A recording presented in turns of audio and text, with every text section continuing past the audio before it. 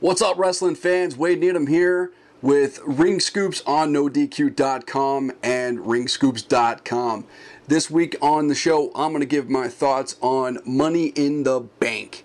Money in the Bank is going to be taking place live on the WWE Network this coming Sunday night, and it should be a good one. I don't know about you guys, but I'm always looking forward to Money in the Bank every year. It's kind of like Royal Rumble in a way, you know. It's you got multiple guys going at it. You don't know who's going to win. The winner gets an opportunity at the World Championship.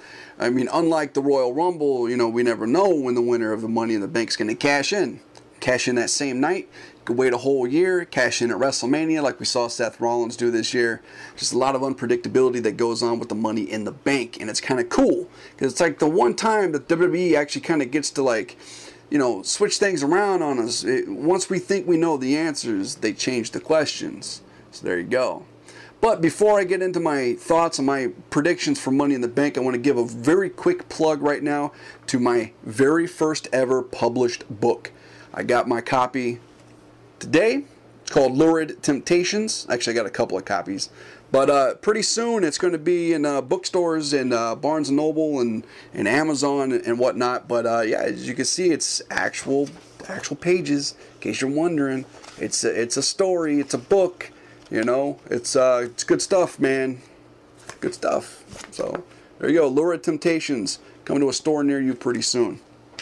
But anyway, enough of that. You guys are tuning in to, you know, Money in the Bank, right? That's the topic. So I've got my notes from Money in the Bank, and I'm going to go through it right here, right now. The Kickoff show is going to have R-Truth going one-on-one with King Bad News Barrett. I think it sucks that Bad News Barrett is doing Kickoff shows. I mean, don't get me wrong. I understand the whole, you know, the opening match is a very prestigious thing if you really think about it, because you're the one going out there setting the tone and whatnot. But I mean, this is WWE. They got so many other things to set the tone, especially for people watching on the WWE network. The opening match is not going to be the one that actually sets the tone, the official tone for the show. I mean, you got video packages, you got interviews, you got segments, you got all that stuff you can do. So I mean, don't get me wrong on that. But you know, as far as who's going to win, I think King Barrett's going to win. And hopefully Bad News Barrett's got some better stuff coming to him later on in the summer. Next match is the Divas Championship match. Nikki Bella defends against Paige. And I really hope that Paige wins, because I want to see Paige get a really good run with the Divas Championship. A real solid run with the belt. And I hope pretty soon that they debut Charlotte to the main roster, because I would love to see Paige versus Charlotte, especially at a show like SummerSlam this coming August. I think that could be big money in my opinion.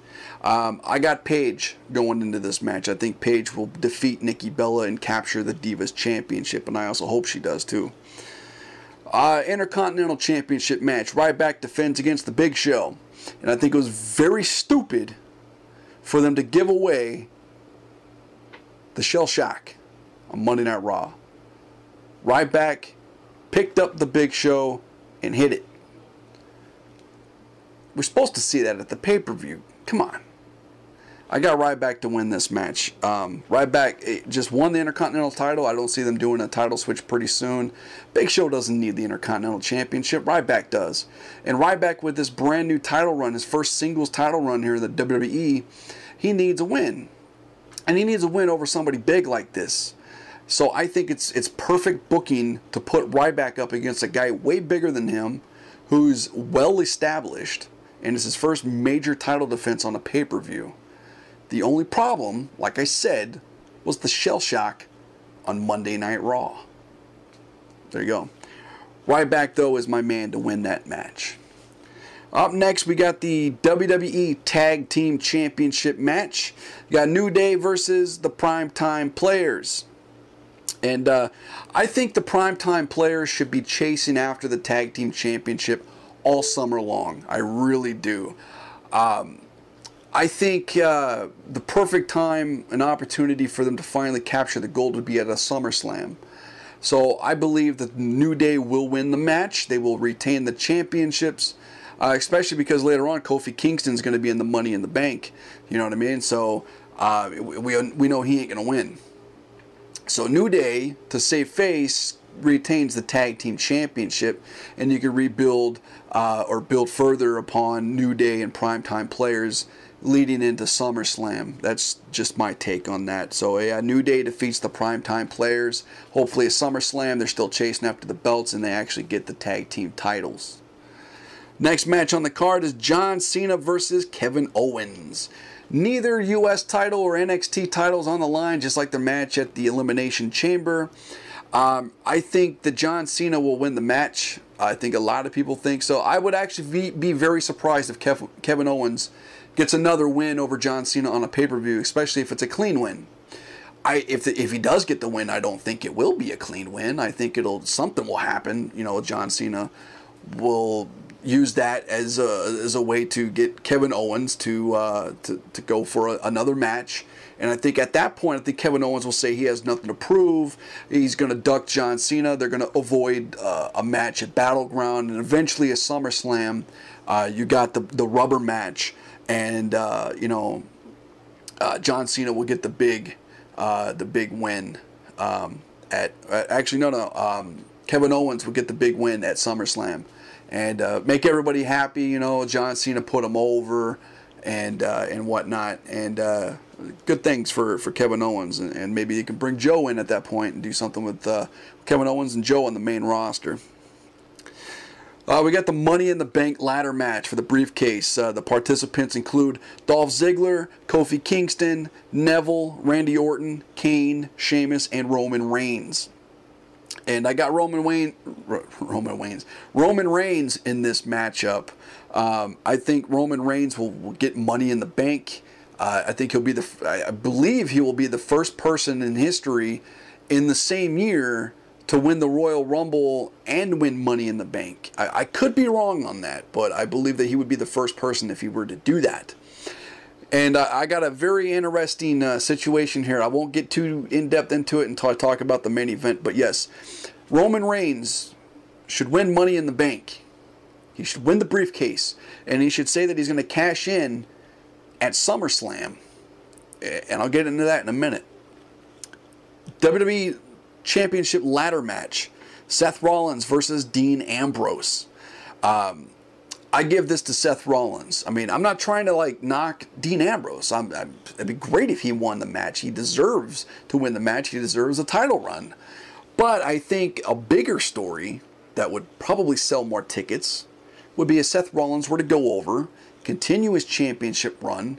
Roman Reigns wins Money in the Bank, says he's going to cash in at SummerSlam. Right? SummerSlam. Okay. You could even set up something at Battleground where the title's not even on the line. You could do like Seth Rollins and Kane versus Roman Reigns and Dean Ambrose. You could do something like that. I don't care. You know, do whatever you need to do. Just don't have a world title match at that pay-per-view. Give Rollins a rest so he could go into SummerSlam, and by the time that we see the title match at SummerSlam, we hadn't seen a title match in a while. We're going to want to see it even more. The anticipation's going to be built up. You got Seth Rollins, you got Roman Reigns, SummerSlam, right? Cashing in Money in the Bank. So, in the middle of the match, Brock Lesnar comes out, interferes, takes them all out, no contest. You're asking me why? Why would you do that? Why not have Brock Lesnar in a match, right? I mean, why interfere with the match? We need the SummerSlam, have a clean win, you know, something like that. Because Roman Reigns won the Royal Rumble. He went to WrestleMania and he got screwed over because Money in the Bank was cashed in. So fast forward, he wins Money in the Bank. He went through hell to even get into the match. He's going to go through hell to win it. He gets his opportunity against Seth Rollins at SummerSlam, the second biggest stage of the year. And he gets screwed again. Why would you want to screw Roman Reigns twice like that? Because you're going to get compassion for the guy. You're going to get a lot of people saying, man, this guy got screwed twice. I really hope he wins the belt because he deserves it now after everything he's gone through. Then eventually you have him be built up, maybe something around Survivor Series time where he finally gets the belt. I don't care. Royal Rumble. Yeah, he goes through hell to get it. He finally gets it. and Roman Reigns finally gets the belt. And then maybe at WrestleMania you could do the triple threat with the Shield members. Now I know in a previous video I said do it at SummerSlam or whatnot, but that was just a card that I was booking. Now these predictions here for this pay-per-view are based off of what I think based off of television right now. So there's two totally different scenarios, two different cards for SummerSlam that I would come up with. One that I booked myself and one that I would book if I took over right now for the writing team. That's my predictions for Money in the Bank. That is my predictions for Money in the Bank. That's it right there. I hope you guys enjoyed that. Now before I go, I got a couple more things I want to tell you guys about. That's right. ProWrestlingLoot.com.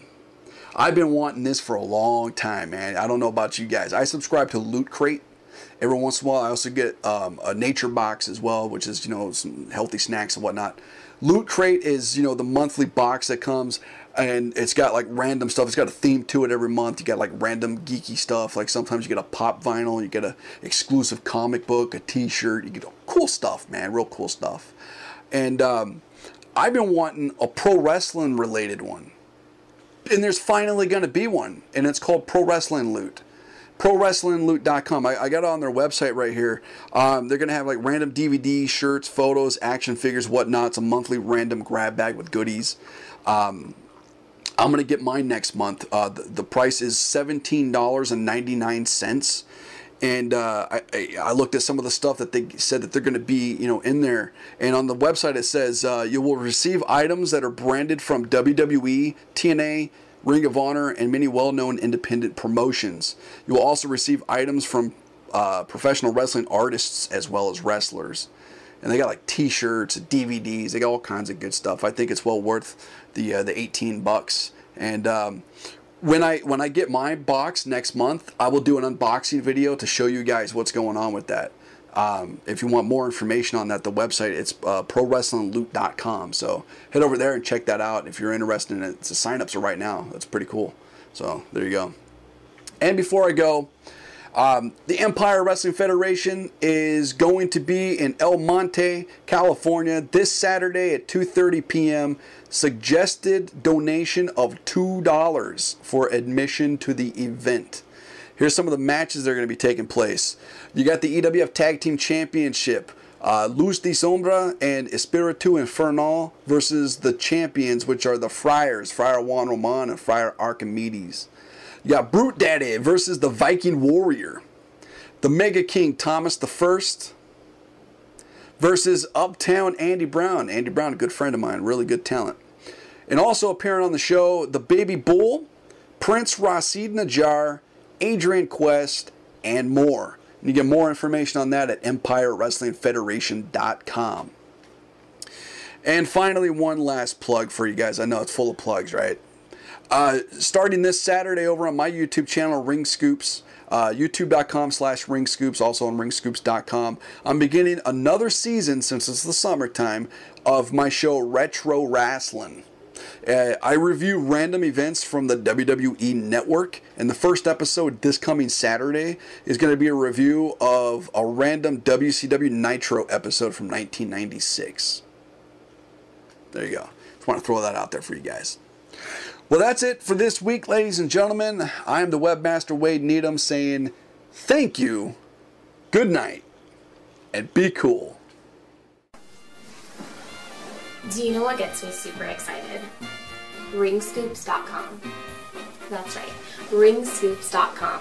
Nothing gets me more excited than listening to Webmaster Wade give his professional insight on the crazy world of pro wrestling. RingScoops.com is your #1 destination for the best pro wrestling podcasts, editorials, and opinion. Don't forget about RingScoops on social media. Like us on Facebook at facebook.com/RingScoops and follow us on Twitter using the handle @RingScoops. We're also on YouTube and Instagram with the username RingScoops too. So subscribe and follow today. So what are you waiting for? Head over to RingScoops.com right now.